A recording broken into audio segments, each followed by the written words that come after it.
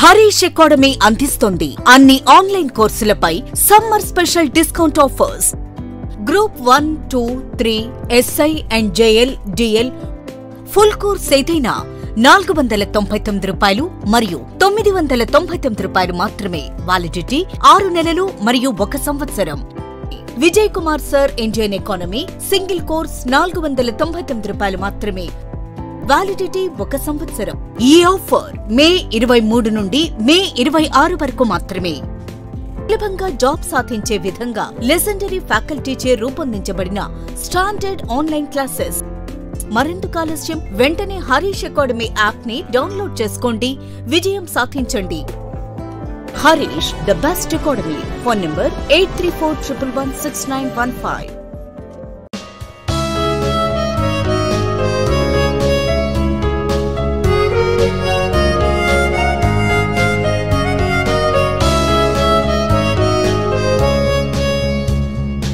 Harish, the best academy. Hi friends, welcome to Harish academy. ఈరోజు వార్తలు నిలిచిన జాతీయ, అంతర్జాతీయ, రాష్ట్రీయ అంశాల గురించి, వార్తలు నిలిచిన వ్యక్తులు, అవార్డులు, పుస్తకాలు, మరి క్రీడా సంబంధిత సమాచారం, ఒక్కొక్క అంశాన్ని వివరంగా తెలుసుకుందాం. ఈరోజు ఫస్ట్ టాపిక్ వచ్చేసి పోటీ పరీక్షలకు ప్రిపేర్ అవుతున్న ప్రతి ఒక్క అభ్యర్థి రానున్న పోటీ పరీక్షలను దృష్టిలో ఉంచుకొని ఏ పోటీ పరీక్షన కానివ్వండి, ఏ స్థాయి పోటీ పరీక్షన కానివ్వండి, తప్పనిసరిగా చదవాల్సిన కొన్ని ముఖ్యమైన అంశాలు ఉంటాయి. ఆ టాపిక్స్ని ఎట్టి పరిస్థితుల్లో స్కిప్ చేయకండి. ఆ టాపిక్స్ని ఎలా గుర్తించాలి? లాస్ట్ 6 months ఆర్ 1 yearలో రెగ్యులర్గా రిపీటెడ్గా వార్తలు నిలుస్తున్న అంశాలు ఏవైతే ఉంటాయో వాటికి ఫస్ట్ ప్రిఫరెన్స్ ఇవ్వండి. ఉదాహరణకు తీసుకుంటే వార్తలు నిలుస్తున్న విన్యాసాలు కానివ్వండి, వార్తలు నిలుస్తున్న సూచీలు, అంతర్జాతీయ సంస్థలు విడుదల చేసే నివేదికలు, ప్రపంచ దేశాలకు సంబంధించి ప్రముఖ సంస్థలకు సంబంధించిన ర్యాంకింగ్సే కానివ్వండి, యునెస్కో రికగ్నిషన్స్ పైన క్వశ్చన్స్ రావచ్చు, GA ట్యాగ్స్, IITs అండ్ ఇటీవల కాలంలో వార్తలు నిలిచిన ప్రాంతాలు, వివాదాస్పద ప్రాంతాలే కానివ్వండి, విపత్తు సంబంధిత అంశంతో వార్తలు నిలిచిన ప్రాంతాలే కానివ్వండి. సో ఇలా చెప్పుకుంటూ పోతే అరౌండ్ ఒక 30 టాపిక్స్. వాటిని ఖచ్చితంగా గుర్తించండి. ఎగ్జామినేషన్ పాయింట్ ఆఫ్ వ్యూలో రెగ్యులర్గా రివిజన్ చేయండి. ఓకేనా? సో ఈరోజు అలాంటి ఒక అంశము రెడ్ ఫ్లాగ్ అనే ఒక ఎక్సర్సైజ్ రెడ్ ఫ్లాగ్ 24. ఈ విన్యాసము యునైటెడ్ స్టేట్స్ ఆఫ్ అమెరికాలోని అలస్కా వేదికగా మే 30th రోజున ప్రారంభమైంది, లాస్ట్ 2 days బ్యాక్. అండ్ ఎప్పటివరకు జరుగుతుందంటే జూన్ 14th వరకు జరుగుతుంది. దాదాపు 15-16 రోజుల పాటు జరిగే ఒక ఎక్సర్సైజ్. ఇక్కడ మల్టీనేషన్స్, బహుళ దేశాలు పాల్గొనే ఒక విన్యాసం. ఈ విన్యాసంలో పాల్గొనడానికి భారతదేశం నుండి త్రివిధ దళాల్లో ఒకటైన IAF, ఇండియన్ ఎయిర్ ఫోర్స్ వారు వెళ్ళడం జరిగింది. సో ఇక్కడ ఎగ్జామినేషన్ పాయింట్ ఆఫ్ వ్యూ అడగవచ్చు, ఇటీవల వార్తల్లోకి వచ్చిన రెడ్ ఫ్లాగ్ ఎక్సర్సైజ్ ఎక్కడ జరిగింది, జరుగుతోంది, అండ్ దేనికి సంబంధించిన ప్రత్యేకత ఏంటి, ఇలా ఫోకస్ చేయండి. అండ్ నెక్స్ట్ వచ్చేసి భారతదేశము ఒక చైర్మన్షిప్ని పొందుతూ వార్తల్లోకి వచ్చింది. ఒక సంస్థ దాదాపు 12 దేశాల సభ్యులుగా ఉన్న ఒక సంస్థ ఏదైతే ఉంటుందో, ఒక కూటమి ఏదైతే ఉంటుందో, 2003 సంవత్సరంలో ఏర్పాటైన కొలంబో రిలేటెడ్గా చైర్మన్షిప్ ఆఫ్ కొలంబో ప్రాసెస్. భారతదేశం ఇటీవల చైర్మన్షిప్ని పొందింది. కొలంబో ప్రాసెస్ సంబంధించి 2024 నుండి 2026 వరకు అధ్యక్ష బాధ్యతలు నిర్వర్తించనుంది. India has become chair of regional grouping Colombo ప్రాసెస్కి ఇటీవల అధ్యక్ష బాధ్యతలను పొందిన దేశం ఏదని అడుగుతారు ఎగ్జామినేషన్ పాయింట్ ఆఫ్ వ్యూలో. భారతదేశం. ఏ కాలం నుండి ఏ కాలం వరకు అంటే 2024 నుండి 2026 వరకు. అండ్ ఇంకోటి గుర్తుంచుకోండి, ఈ సంస్థ ఏదైతే ఉంటుందో, ఈ గ్రూపింగ్ ఏదైతే ఉంటుందో 2003 సంవత్సరంలో ఏర్పాటైంది. ఈ కూటమి 12 దేశాలకు సంబంధించిన కూటమి మొదటిసారి భారతదేశం అధ్యక్ష బాధ్యతలను నిర్వర్తిస్తుంది. ఈ గ్రూపింగ్ యొక్క ప్రత్యేకత ఏంటి, ఇటువంటి వాటిపైన కూడా ఫోకస్ చేసే అవకాశాలు ఉంటాయి. So established in 2003. Regional consultative forum consisting of 12 member state, 12 సభ్య దేశాలు ఉంటాయి. From south and south east Asia, south east Asia నుండి 12 దేశాలు సభ్యులుగా ఉండే ఒక గ్రూపింగ్. సో కొలంబో ప్రాసెస్ అని గుర్తుంచుకోండి. ద కొలంబో ప్రాసెస్ అనేది ఇటీవల వార్తల్లోకి వచ్చింది. దీనికి సంబంధించింది management of overseas employment. So విదేశాల్లో ఉపాధి అవకాశాలకు సంబంధించి కానివ్వండి, మైగ్రెంట్స్ ఎవరైతే ఉంటారో వారికి సంబంధించిన సమస్యలు పరిష్కరించే ఒక కూటమిగా చెప్పొచ్చు. గుర్తుపెట్టుకోండి, ఎగ్జామినేషన్ పాయింట్ ఆఫ్ వ్యూలో అడగవచ్చు. ద కొలంబో ప్రాసెస్ ఇటీవల వార్తల్లోకి వచ్చింది, ఇందులో ఎన్ని సభ్య దేశాలు ఉంటాయి, దేనికోసం ఉద్దేశించింది, ఎందుకు వార్తల్లోకి వచ్చింది, ఇలాంటి క్వశ్చన్స్ మనం ఎక్స్పెక్ట్ చేసే అవకాశం ఉంటుంది. అండ్ గ్రూపింగ్స్ పైన ఖచ్చితంగా క్వశ్చన్స్ వస్తాయి. గత సంవత్సరం అద్భుతంగా భారత్ అధ్యక్ష బాధ్యతలు నిర్వర్తించిన G20 నుండి మొదలుకొని రానున్న G7 జూన్ మంత్లో ఇటలీ వేదికగా జరగబోతోంది. ఈ మధ్యకాలంలో వార్తల్లోకి వచ్చిన అన్ని కూటములను ప్రత్యేకంగా చూడండి. అండ్ నెక్స్ట్ జేహో జీడిపి. సో ఎకానమీకి సంబంధించి very very very important slide ఇది. మీకు ప్రతి పాయింట్ ప్రతి నంబర్ కూడా ఇంపార్టెంట్. ఎగ్జామినేషన్లో ఈ స్లైడ్ నుండి ఒక్క ప్రశ్న అయినా లేకుండా ప్రశ్నపత్రం ఉండదు. నిన్న మే 31 రోజున భారత ఆర్థిక గణాంకాలు వార్తల్లోకి వచ్చినాయి. NSO నేషనల్ స్టాటిస్టికల్ ఆఫీస్ వారు రిలీజ్ చేశారు. ఇందులో భారతదేశం యొక్క జీడిపి ఎలా ఉంది, జీడిపి వృద్ధి రేటు ఎలా ఉంది, గడిచిన ఆర్థిక సంవత్సరంలో వివిధ రంగాల వారీగా ఏ విధమైన గ్రోత్ రేట్ చూడడం జరిగింది, ఆ గణాంకాలు ఇవన్నీ కూడా ప్రతి పాయింట్ ఇంపార్టెంటే. సో ఇక్కడ మనము ఇండికేటివ్గా మీకు ఇన్ఫర్మేషన్ ఇస్తాను చూడండి. 2023-24లో భారతదేశ జీడిపి వృద్ధి రేటు 8.2%గా ఉందంట. ఎవరు చెప్తున్నారు? NSO వారి గణాంకాలు. సో దేశ ఆర్థిక వ్యవస్థ గత ఆర్థిక సంవత్సరంలో అంటే 2023 ఏప్రిల్ 1 నుండి 2024 మార్చ్ 31 రీసెంట్గా ఈ ఆర్థిక సంవత్సరం ముగిసింది కదా, అందులో 4వ త్రైమాసికంలో వృద్ధి రేటు 7.8%గా నమోదైంది.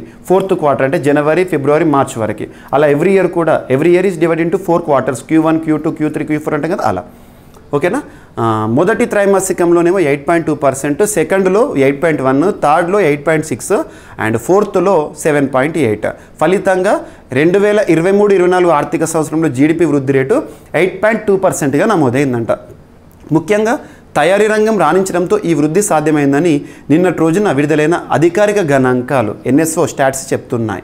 2022-23 జనవరి మార్చిలో 6.2% వృద్ధి నమోదైన సంగతి మనకు తెలిసిందే. తాజా వృద్ధితో భారత ఆర్థిక వ్యవస్థ $3.5 లక్షల సుమారు 291 లక్షల కోట్ల రూపాయలకు చేరిందంట. వచ్చే కొన్నేళ్ళలో $5 లక్షల దాదాపు 415 లక్షల కోట్ల స్థాయికి చేరే అడుగులు పడుతున్నాయని చెప్పేసి చెప్పడం జరిగింది. ఇక రంగాల వారీగా వృద్ధి రేటు ఎలా ఉందని ఎగ్జామినేషన్ పాయింట్ ఆఫ్ వ్యూలో కూడా అడిగే అవకాశం ఉంటుంది. ఖచ్చితంగా గుర్తుపెట్టుకోండి. అండ్ ఇటీవల కాలంలో వృద్ధి రేటు అంచనాల గురించి ప్రపంచంలో సంస్థలు కానివ్వండి, అంతర్జాతీయ సంస్థలు, భారతదేశానికి సంబంధించిన సంస్థలు కానివ్వండి, ఇచ్చిన గణాంకాలు ఏవైతే నేను చెప్తున్నానో వాటన్నిటిని చూడండి, ఎగ్జామినేషన్ పాయింట్ ఆఫ్ వ్యూలో వస్తాయి. ఓకేనా? ఇదంతా కూడా ఈ స్లైడ్ ఒకసారి చూడండి. మీకు నేను నా పర్సనల్ వాట్సాప్ ఛానల్ ఏదైతే ఉంటుందో, మనము ప్రవీణ్ సార్ పేరుతో ఒక వాట్సాప్ ఛానల్ ఉంది, చూడండి. ప్రవీణ్ సార్ ఈ వాట్సాప్ ఛానల్లో ఈ స్లైడ్ పోస్ట్ చేశాను ఈరోజు మార్నింగ్. సో ప్రతి పాయింట్ చూడండి. ఓకేనా? దీనిపైన ఎక్స్క్లూజివ్ డిస్కషన్ నేను CA 360లో కూడా ఎకానమీకి సంబంధించిన నేను కరెంట్ అఫైర్స్ చెప్పేటప్పుడు ఇది కూడా మీకు చెప్పడం జరుగుతుంది. గుర్తుపెట్టుకోండి. అండ్ అడుగంటుతున్న ప్రధాన జలాశయాలు అని చెప్పేసి సెంట్రల్ వాటర్ కమిషన్ వారు ఇచ్చిన కొన్ని గణాంకాలు లేదా ఒక రిపోర్ట్. 23% పడిపోయిన నీటి మట్టం అంట. దేశంలోని 150 ప్రధాన జలాశయాల్లో నీటి మట్టం 23% పడిపోయినట్లు కేంద్ర జల సంఘం సెంట్రల్ వాటర్ కమిషన్ వెల్లడించింది. ఈ జలాశయాల్లో గత వారం 24% నీటి మట్టం ఉండేది. ఈ మేరకు CWC శుక్రవారం వారాంతపు నివేదికను నిన్నటి రోజున రిలీజ్ చేసింది. నివేదిక ప్రకారము ప్రస్తుతం ఈ ప్రధాన జలాశయాల్లో మొత్తంగా 41.705 బిలియన్ క్యూబిక్ మీటర్ల నీటి నిల్వలు ఉన్నాయి. ఇది ఈ జలాశయాల మొత్తం సామర్థ్యంలో 23%కి సమానం.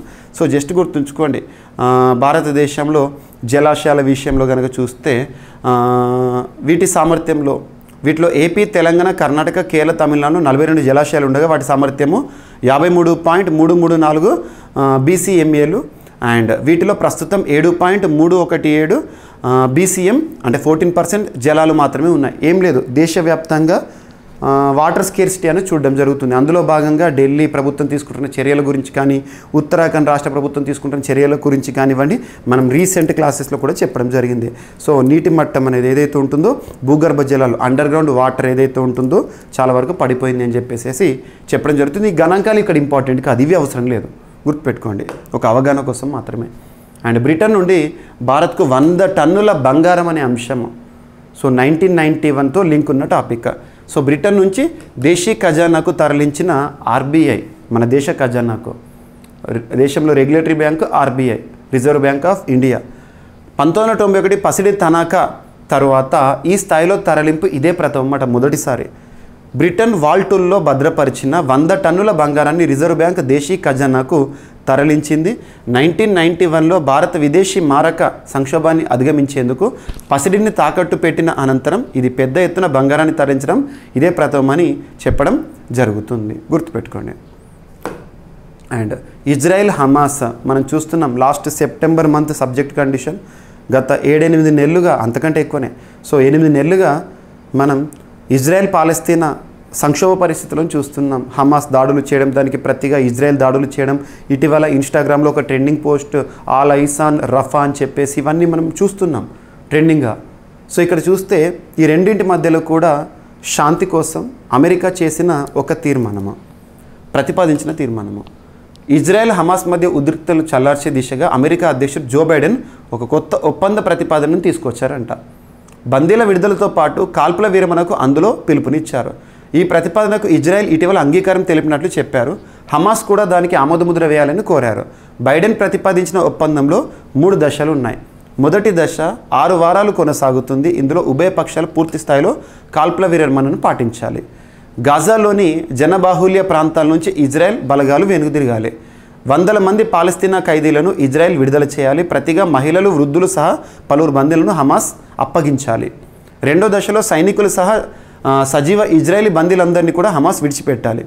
గాజా స్ట్రిప్ నుంచి ఇజ్రాయెల్ బలగాలు పూర్తిగా వెనక్కి వచ్చేయాలి. మూడో దశలో గాజాలో పునర్నిర్మాణ పనులు భారీ స్థాయిలో ప్రారంభమవుతాయి. బందీలుగా ఉన్నప్పుడు ప్రాణాలు కోల్పోయిన వారి భౌతిక అవశేషాలను వారి కుటుంబ సభ్యులకు అప్పగించాలి. ఇజ్రాయేలీలు పాలస్తీన్ల మెరుగైన భవిష్యత్తుకు దోహదపడి ఈ ప్రతిపాదనను ఖతార్ ద్వారా హమాస్కు చేరవేసినట్లు అమెరికా తెలిపింది. సో ఎక్కడైనా సరే ప్రపంచంలో సంక్షోభము, రష్యా యుక్రెయినే కానీ, ఇజ్రాయెల్ పాలస్తీనా కానీ, ఇటువంటివి మనం చూస్తూ ఉంటే దేశ ఆర్థిక వ్యవస్థలే కాదు, చాలా వరకు ప్రాణ నష్టం ఇవన్నీ చూస్తాం. ప్రపంచం పైన కూడా ఇంపాక్ట్ పడుతుంది, గుర్తుంచుకోండి.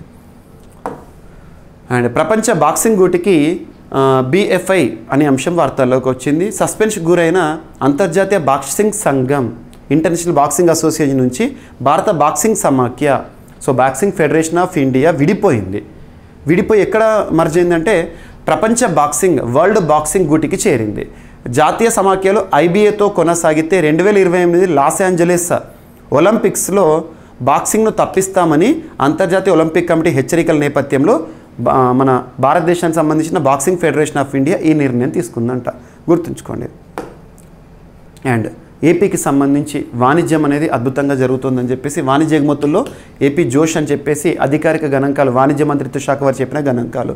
గత 5 ఏళ్లలో 65% వృద్ధితో 64,578 కోట్లకు పెరుగుదలనట.